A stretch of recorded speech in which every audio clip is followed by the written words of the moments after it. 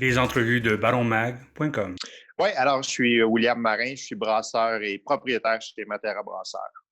Bonjour tout le monde, comment ça va? Et si c'est Léo du magazine Baron, comme vous savez, on est tout le monde pogné à la maison.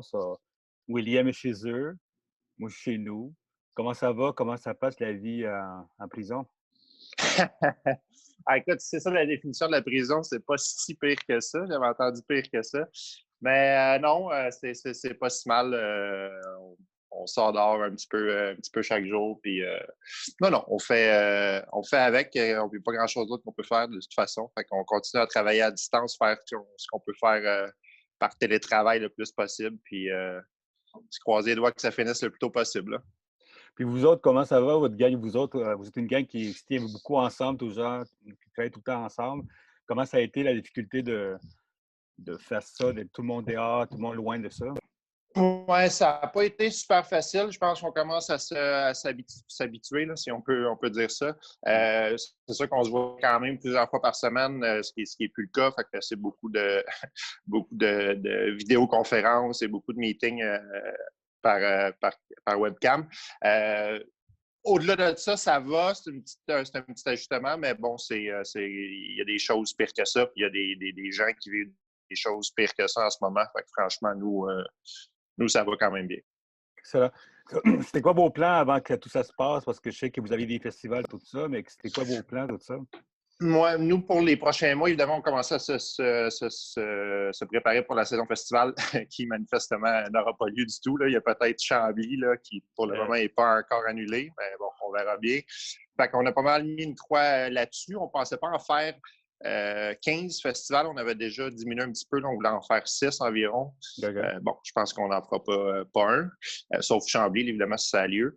Et puis, au-delà de ça, nous, on se fait quand même, là, comme on avait parlé la dernière fois, ça fait quand même plusieurs mois qu'on cherche pour avoir notre local à nous puis être capable d'avoir notre production, en tout cas une partie de notre production chez nous. Fait qu'on s'est place parce qu'on avait un local avec une offre de location là, juste avant que tout ça se passe. Fait que, on a mis ça sur la glace en attendant, puis quand la situation sera réglée, on va reprendre où on a laissé, là, voir si c'est encore disponible. Puis évidemment, le paysage économique va changer un petit peu là, quand tout ça sera revenu à la normale. Fait qu'on va réajuster. Mais ouais, ça a mis quand même un frein sur une bonne sur une belle étape, là, disons, dans notre brasserie. Fait que on prend l'occasion pour justement affiner notre projet puis s'assurer que tout est en ordre pour bien repartir, là, finalement.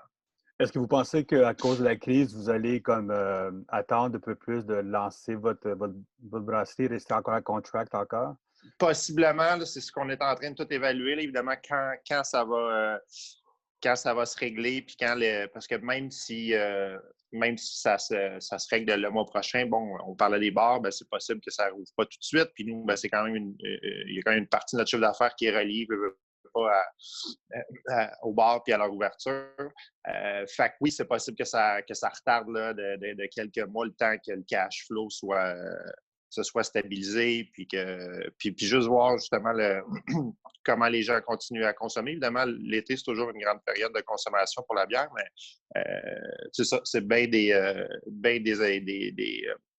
choses qui sont des éléments qui sont pas certains. Fait que, ouais, on va attendre, mais tout indique que ça va être un petit peu plus long que prévu, malheureusement.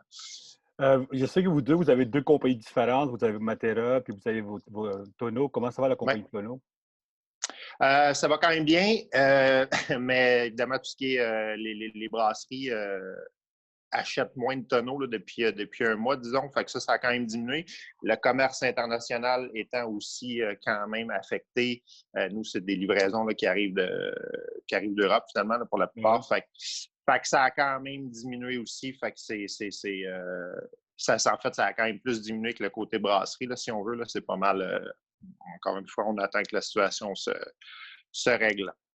Moi, je voulais savoir, avec les changements qui se passent maintenant, avec ce qui se passe depuis un mois, vous, est-ce que vous avez commencé à penser à une nouvelle stratégie web, numérique pour vos ventes? Est-ce que vous avez pensé à des nouvelles stratégies de travail pour tout ça? Est-ce que ça vous a forcé de repenser un peu à ce que vous faites? Oui, nous, ceci étant dit, on ne peut pas faire de vente là, proprement parler parce qu'on n'a pas le permis de brasseur. Fait que, there's only so much we can do. Mais on a commencé à regarder là, certaines avenues, là, par exemple, Pivot Hub, là, qui n'a pas vraiment rapport avec nous, là, mais qui est un canal de distribution puis de vente quand même qu'on veut continuer, commencer plutôt à exploiter. Au-delà de ça, pas vraiment. Je pense que si ça perdure, on n'aura peut-être pas le choix. De toute façon, nous, on aurait besoin d'un assouplissement de règles, là, justement, en termes de livraison ou quoi que ce soit pour qu'on puisse, nous, avoir plus en main la gestion de notre stock. Mais tout, disons, tout ce qui irait dans le sens d'un commerce, de commerce en ligne, là, de livraison, là, de brasserie, nous, je pense qu'on embarquerait à 100% là-dedans. Là, si jamais, je sais qu'il y a beaucoup de dépanneurs qui le font, là, mais s'il y a une petite entreprise qui voulait faire ça, par exemple, juste pour de la micro, je pense que nous, on serait vraiment intéressés. Puisque c'est ça, nous, en ce moment, on peut pas en faire tant que ça, disons, de la vente online. Là. Puis la stratégie de travail entre vous autres, c'est quoi? Est-ce que vous avez commencé à penser au futur un peu en arrière de ça? Oui, en fait, c'est difficile à. Comment dire? Je pense qu'on va quand même attendre, là, c'est ça, de voir comment ça évolue dans les prochaines semaines. Nous, il y a une bonne partie de notre travail qui ne s'effectue pas nécessairement en brasserie parce que, on fait du brassage à contrat, fait que j'ai pas besoin de me déplacer, moi, chaque jour à la brasserie.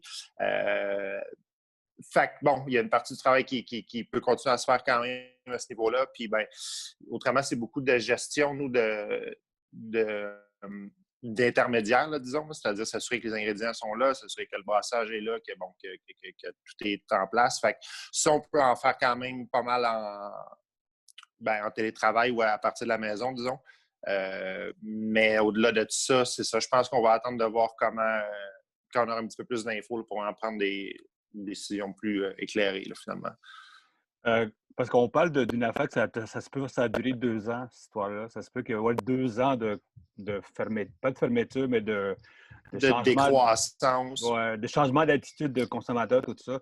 Est-ce que c'est quelque chose qui vous inquiète, 2 ans, un événement comme ça? Oui et non, dans le sens où je pense qu'il va. De la bière, il va toujours s'en vendre, là, tu sais, puis si ça va mal, on boit. Si ça va, c'est ça. Si ça va bien, on boit. Il y a peut-être juste après ça ce que les gens sont prêts à payer. Là. Évidemment, nous, on se spécialise, entre autres, là, surtout dans le barrel age plutôt. Fait que, évidemment, c'est des bouteilles qui valent plus cher un petit peu à la vente. Fait que ça, c'est possible que si ça dure 2 ans, puis que les gens c'est plus difficile économiquement, peut-être que ce segment-là va un peu moins marcher. Au-delà de ça, je pense que c'est plus ça revient un peu à ce que je disais par rapport aux bars, parce que nous, si les bars n'ouvrent pas tout de suite ou ils ouvrent à une certaine capacité, ça va continuer à impacter un petit peu nos ventes. Mais encore une fois, nous, les ventes jusqu'à maintenant sont quand même stables et c'est pas catastrophique, là. Fait que je parle pour nous vraiment, là, parce que je sais que c'est vraiment pas le cas de toutes les brasseries, mais nous, si c'est 2 ans comme ça, je pense qu'on pourrait s'en tirer quand même. Je veux dire, on a juste des salaires à payer. On n'a pas de local, comme j'expliquais tantôt. Là. Fait que, ça nous aide quand même beaucoup. On n'a pas vraiment d'employés non plus. Fait que s'il faut juste qu'on ne se paye pas nous-mêmes, on va faire ça. Là, puis ça va être long un peu. C'est ça va être long. Mais je veux dire, j'aime mieux ça que de me retrouver dans d'autres situations, comme par exemple certaines brasseries qui vont peut-être devoir fermer. C'est sûr qu'il y aura des faillites qui s'en viennent, c'est sûr, tout ça. Toi, maintenant, un petit peu la faillite qui s'en vient ou du monde comme ça, toi, qu'est-ce que tu penses de tout disons, de la brasserie en 2020 puis la brasserie en 2017? Si on se parlait un petit peu au début de la conversation, il y a eu un gros changement là-dessus. Toi, c'est quoi tes hints que tu donnais aux gens qui veulent se lancer en brasserie maintenant? Est-ce que tu ferais la même chose qu'avant? Est-ce que c'est trop risqué? En tout cas, lancer une brasserie à contrat comme nous, là, nous, évidemment, on veut se distancer de ça. Là. Ça fait un bout de temps qu'on cherche pour avoir notre place. Mais me lancer en affaires en 2020, surtout dans le contexte actuel, en fait, dans le contexte actuel, je pense que je ne le ferais pas du tout. Maintenant, si je me lançais une brasserie en 2020 avec un équipement complet, puis un loyer, puis tout ça, je pense que j'y penserais encore plus qu'en 2017, par exemple, là, parce que, ben, on en parlait, le marché est quand même très concurrentiel. Il y a de plus en plus de brasseries. Bon, la situation va peut-être changer là, à ce niveau-là, mais à voir comment certaines brasseries quand même bien établies, qui ont une super bonne réputation, qui sont établies depuis plusieurs années, à voir comment certaines brasseries peuvent avoir de la misère dans des crises comme ça. Ouais. Ouais, ça me ferait beaucoup réfléchir. Fait que, ouais, puis ben, après ça, ben, évidemment, c'est là où, ben, par exemple, une brasserie à contrat, en tout cas, en démarrage, peut être quand même intéressant, cette option-là, parce que ben, les coûts de départ sont quand même moindres. Là, puis, fait que, ouais, fait que, pour faire une histoire courte, je pense que j'y penserais beaucoup. Là, le marché a quand même changé. Il y avait déjà quand même une bonne compétition, je pense, en 2017. Puis c'est bon qu'il y en ait de la compétition, mais là, tu sais, puis les détaillants nous le disent, là, beaucoup aux brasseurs, là, il y a peu d'espace sur ces tablettes, puis ça demande beaucoup c'est beaucoup de défis pour les détaillants et pour les brasseries, finalement. Fait C'était quoi, que c'était quoi tes plus gros défis quand tu as commencé une brasserie, toi? C'était quoi les défis qu'il y avait à l'arrière de ça? moi, je dirais que le premier, ça a été disons, d'avoir la même qualité de bière que ce qu'on faisait, disons, en homebrew, là. OK. Puis d'être capable de bien répliquer la recette sur un système qui était, mettons, 60 fois plus gros que, que ce qu'on faisait. Fait que ça a été un premier défi. Le deuxième, ça a été, bien, évidemment, de faire, je pense, bonne première impression, c'est-à-dire que les premiers brassins, c'est ça, soient à notre goût, puis qu'on soit capable de se différencier un petit peu, là, que ce soit un limage, puis deux, même certains produits. Là, bon, je te parlais un petit peu de truc barrel age, ou bon, notre Ouais. stout au café qui est barrel age. Fait que ça a été ça. Je pense qu'il faut marquer un petit peu l'imaginaire du consommateur, puis je dirais que ça a pas mal été. Moi, évidemment, c'est moi le brasseur, là, fait que je suis peut-être plus, j'ai peut-être plus en tête là, les éléments Technique, tout ça. ouais, techniques et gustatifs de la bière. Là. Fait que sûrement que mon comptable puis mon admin dirait qu'on a eu d'autres enjeux, mais moi, je dirais que ça a été pas mal ça. On n'a pas eu trop, on ne s'est pas payé pendant longtemps, évidemment. Là. Fait que, on n'a pas eu de problème de cash flow. Comme je disais, on n'a pas de local non plus. Fait que ça nous a vraiment aidé au départ, là, je pense. Est-ce que tu penses que le monde devrait se lancer dans contract brewing si tu veux lancer ta brasserie au début? Ben, c'est ça. C'est une option. Je dirais pas que Oui, en fait, réponse courte, oui. En ce moment, je pense que c'est la meilleure façon de commencer. C'est pas nécessairement quelque chose que je veux pas dire que je recommande, mais c'est pas facile non plus, là, tu sais. Puis le contract brewing vient avec plein d'enjeux puis plein de côtés auxquels on pense pas, ou des côtés moins positifs, là, disons. Fait que oui, faire une histoire courte, oui, mais c'est pas parfait. Excellent. Qu'est-ce qui s'en vient pour vous autres? Quel bière qui s'en vient dans pas Ben, long? on avait beaucoup on avait en fait beaucoup de bières barquées là, qu'on voulait sortir pour le printemps. Fait qu'on avait notre beau bouquet, en fait, version 2, qu'on voulait ressortir, qui est notre 100% Brett Nice. vieilli en fût de Riesling. On a gagné un prix au CBA là, avec celle-là l'an passé.